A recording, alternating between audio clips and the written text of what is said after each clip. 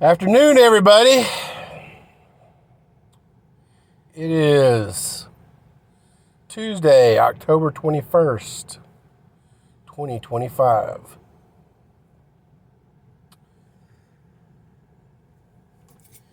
Got a question, guys.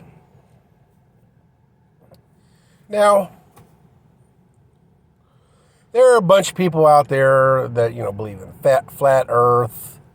And then there's also a lot of people out there believing in the whole, we're really living in a program matrix and stuff like that. And I'm not one of them guys that's going to tell you that's true, because I know that's too far-fetched. But yeah, there's some weird stuff going on in the world, but there's always been weird stuff going on in the world. But what I want to talk about today is the growing acceptance of AI. And it's gradual. It's not almost even gradual anymore. It's like really kicking in fast. Into its acceptance into our society. So once we've actually, and the way it's pushing through is, in its acceptance, is through entertainment. Now, I do publish my videos on YouTube pretty much exclusively. I don't have any other platforms or anything else like that. But I don't know about you guys, but just in the music department of YouTube, that's where I have my music playlist, is through YouTube. How much of it is really your artist that you're looking for? I'm not going to mention anybody, because everybody has their own favorite artists and stuff like that. And how much of it is your artist-esque created with AI? Now, I know there are hundreds of them already. Funny music videos, or funny music created, and it's almost as a comedy thing, or it is a comedy thing, and that's how they're sneaking it in, so I want a Billy Ray Cyrus song about,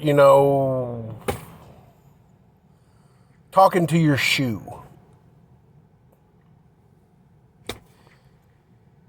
30 seconds later, AI has created you a song that sounds like Billy Ray Cyrus in love with his shoe. There you go. And you upload it to YouTube, and there you go. I like to listen to sci-fi dramas on YouTube, and literally you will have somebody write a sci-fi drama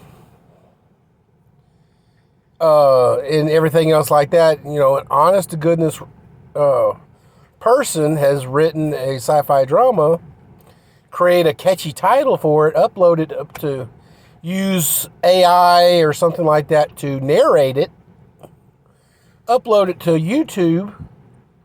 And because not all of us we can write, but not all of us can read properly. A lot of us, though, can read.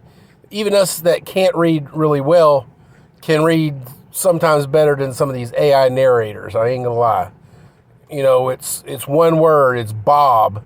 And they, throughout the whole podcast, they've pronounced Bob 4 different ways. Pretty crazy. But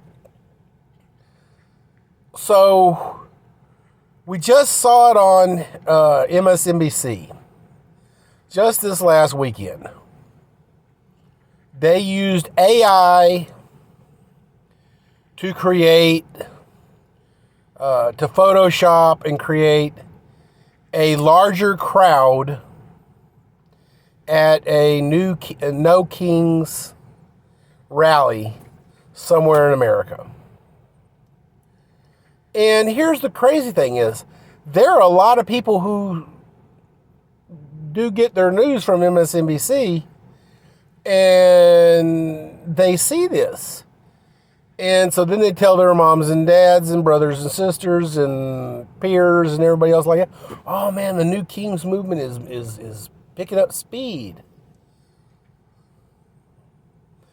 And then you have MSNBC being a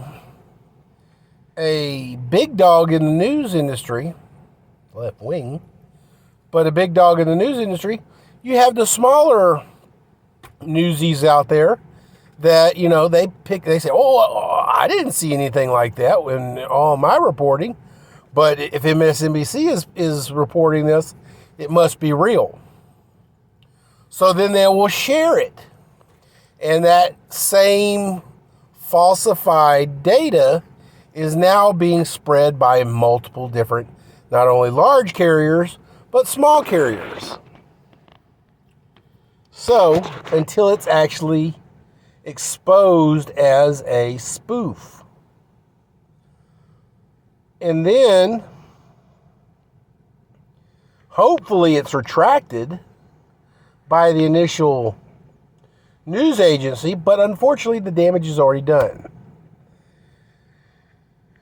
Little Billy or Little Susie has already seen this falsified data, has now spread it throughout their peer group, and now they believe that the No Kings movement is, or whatever movement you want to talk about, has, legs.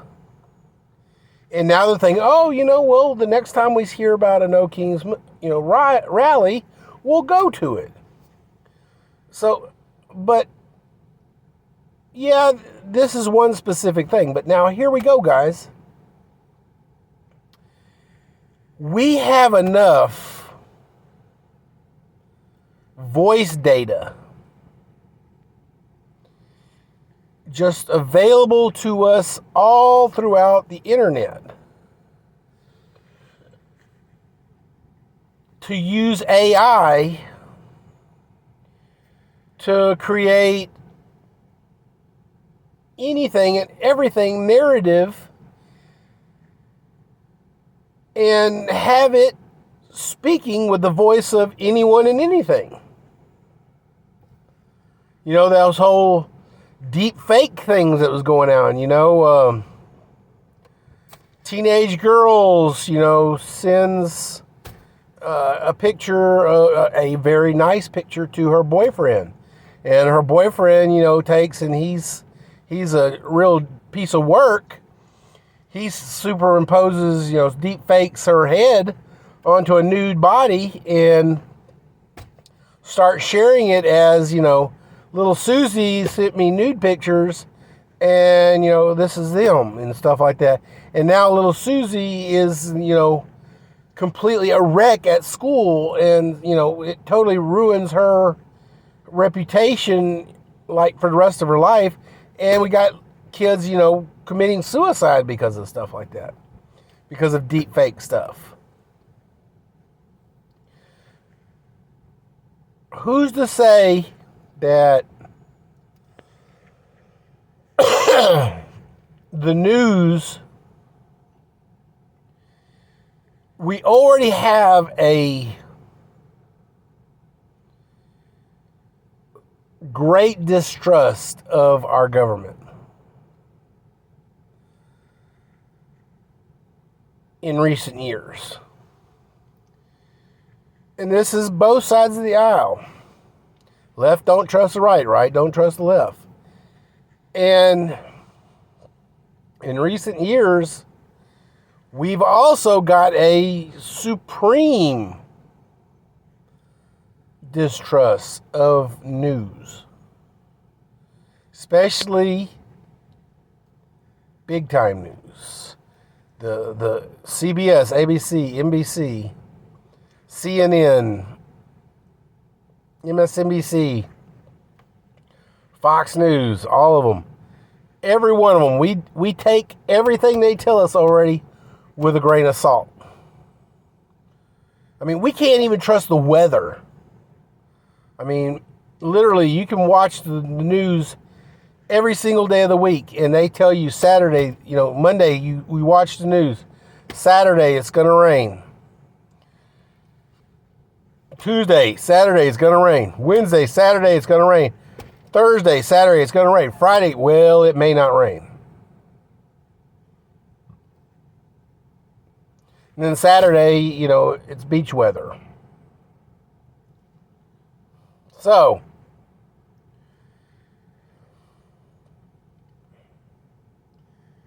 ladies and gentlemen, boys and girls, now, not only does our news media have the ability to spin a narrative that is a real narrative, spin it to their, they don't have to necessarily pick and choose and cherry pick words and take words out of context. They can now use AI and create a narrative. It's what MSNBC just did. They just created a narrative that this No Kings movement, which has maybe, in all honesty, what I was seeing, and I honestly really didn't give a rat's ass, so I didn't watch a lot of it. There was no traction on any of it. Dozen, maybe 20 people showing up to these things. Is that really a rally? Not really. But MSNBC created their own narrative. They created a narrative, and they reported that created narrative as fact.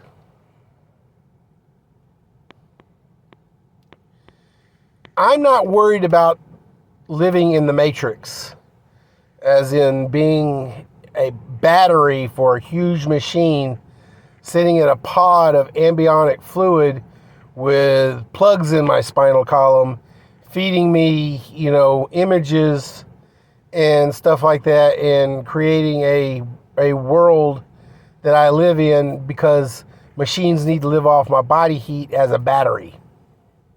I'm not worried about that.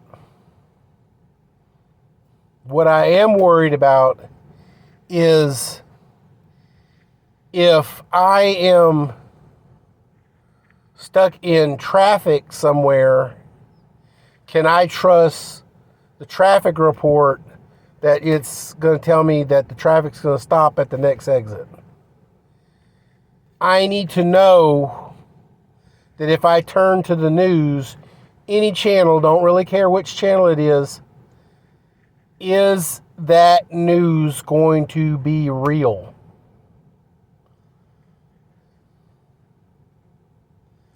You've already got editors out there who are spinning narratives, and they've been doing it for a very, very long time. Now, thanks to AI, they don't have to spin it no more. They can spin it if they want to, just to keep the old muscles in tune so, they don't get rusty on it. But they now have AI. They can literally create a narrative saying that Donald Trump said A, B, C, D, E, F, G. They can literally create a narrative that says AOC actually made a coherent thought.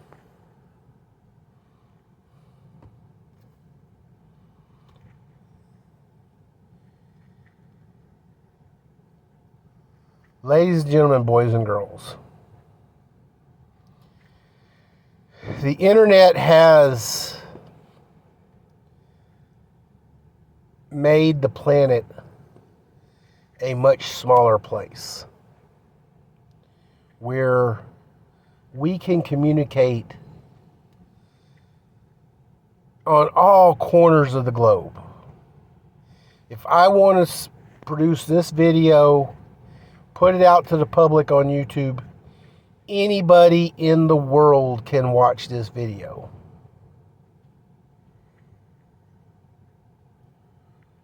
But is this real?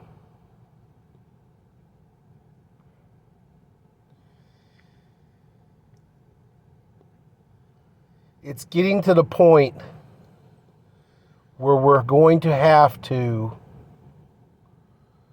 retract in and of it ourselves. We're going to have to stop using the internet for anything other than maybe entertainment, because we can't trust that what the internet is telling us is fact. It's going to shrink down to the point where we're going to have to open our doors, walk out on our patio,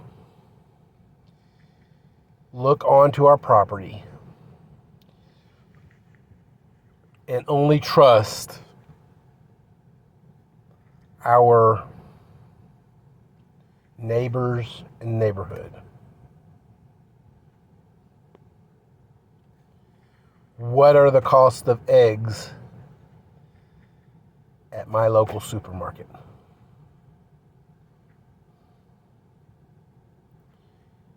That's all we're going to be able to care about. Is there access to food? Is there access to water? Is there access to air? Is there access to grass? It's going to get to the point where if we can't reach out and touch it, we can't trust it.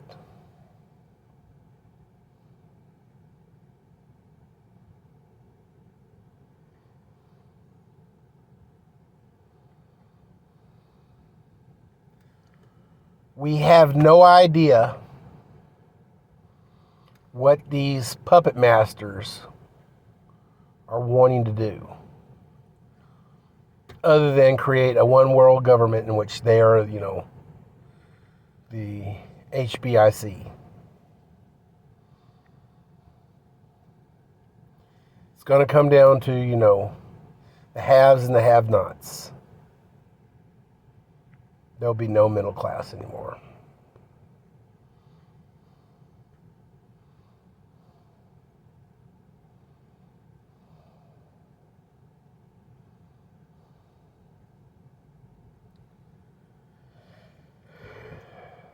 A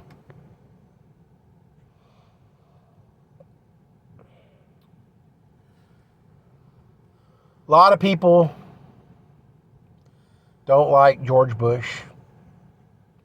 In all honesty, back in the day when he was president, he did some stuff that I didn't like.